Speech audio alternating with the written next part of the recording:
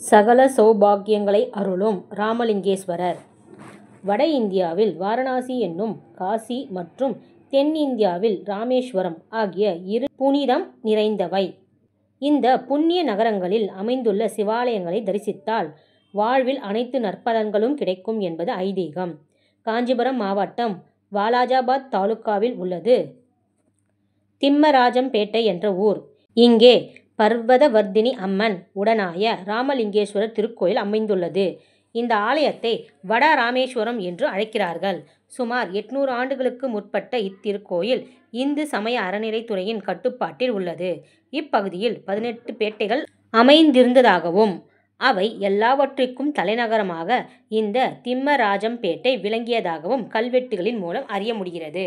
கிபி 12ஆம் நூற்றாண்டில் ஆட்சி செய்த 2ஆம் வேங்கடனின் அரசர் முகவர் போஜராஜன் ரங்கபதி ராஜையன் என்பவர் 800 ஆண்டுகளுக்கு முன்னால் கட்டிய கற்றளி வகை கோவில் இதுவாகும்.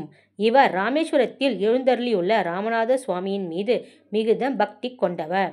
இதனால் இறைவன் ஒரு நாள் மன்னரின் கனவில் தோன்றி ராமேஸ்வரத்தில் உள்ளது போல் இப்பகுதியில் ஒரு கோயிலை நிர்ணயிக்குமாறு கட்டளையிட்டார். இறைவனின் உத்தரவின் பேர் இம்மன்னர் ஆகம விதிகளின்படி இங்கு ராமேஸ்வரத்தில் உள்ளது போலவே ஒரு ஆலயத்தை அமைத்தார். எனவே இத்திருக்கோவிலானது வட ராமேஸ்வரம் என்று பெயர் பெற்றது. ஊரின் மையப்பகுதியில் கிழக்கு திசை நோக்கி அமைந்துள்ள இந்த திருக்கோவில் 3 நிலை ராஜகோபுரத்துடன் காட்சி தருகிறது. ராஜகோபுர இடது புறத்தில் விகட சக்கர விநாயகர் சந்நிதியும் வலது புறத்தில் ஆறுமுகனின் சந்நிதியும் அமைந்துள்ளன. இத்தெய்வங்களை வணங்கி ராஜகோபுரத்தின் வழியாக திருக்கோவிலுக்குள் நுழைந்தால் பலிபீடம், கொடிமரம், நந்தி மண்டபம் காட்சி தருகின்றன. காஞ்சி மாநகருக்கு கிழக்கே அமைந்துள்ள சிவாலயங்களில் மிகப்பெரிய கொடிமரம் இத்தலத்தில்தான் இருக்கிறது. மகாமண்டபம், அர்த்த மண்டபம், கருவறை என்ற அமைப்புடன் காணப்படும் இத்தலத்தில் மூலவர் சிவலிங்கத்தை திருமேனியுடன் ராமலிங்கேஸ்வரர் என்ற திருநாமம் தாங்கி கிழக்கு திசை நோக்கி அருள்கிறார்.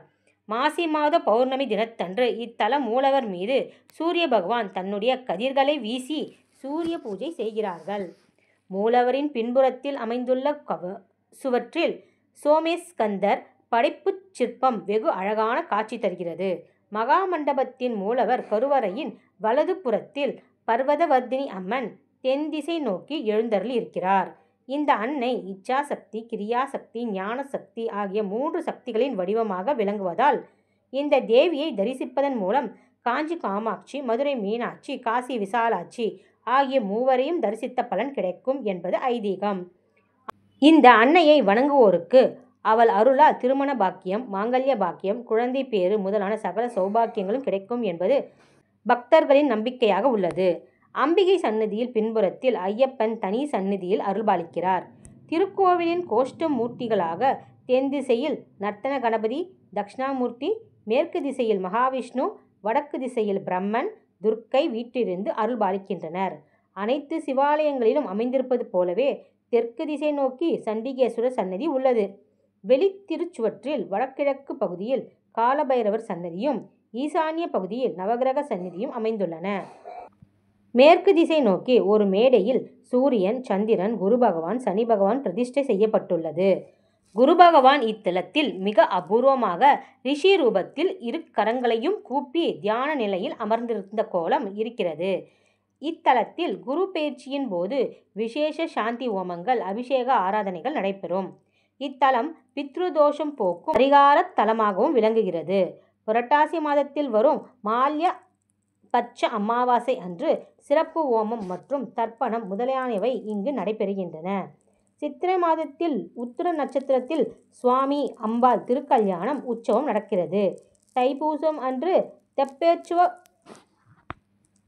தெப்பேற்சவ விழா, மாசி மகம், ஆனி திருமஞ்சனம், ஆடி முதல் வெள்ளியில் திருவிளக்கு பூஜை, ஆடி கிருத்திகை, விநாயக சதுர்த்தி, நவராத்திரி, கந்தசஷ்டி, சூரசம்பாரம், திருக்கல்யாணம், ஐப்பசி அன்னாபிஷேகம், கார்த்திகை தீபம், கார்த்திகை 3வது சோமவாரம், 108 சங்காபிஷேகம், மார்கழி ஆருத்ரா முதலான விழாக்கள் வெகு விமர்சையாக கொண்டாடப்படுகின்றன. இவ்வாலயத்திற்கு குடமுழக்கு நடைபெற்று 13 ஆண்டுகள் ஆன நிலையில் இந்த தை மாதத்தில் பாளையம் செய்யப்பட்டு கோவில் திருப்பணிகள் தொடங்கியுள்ளனர். இன்னும் 6 மாதங்களில் இவ்வாலயத்தின் குடமுழுக்கு நடைபெற உள்ளது. இந்த ஆலயம் தினமும் காலை 7:30 மணி முதல் 9 மணி வரையும், மாலை 6 மணி முதல் இரவு 8 மணி வரையும் பக்தர்களின் தரிசனம் செய்வதற்காக திறந்து வைக்கப்பட்டுள்ளன.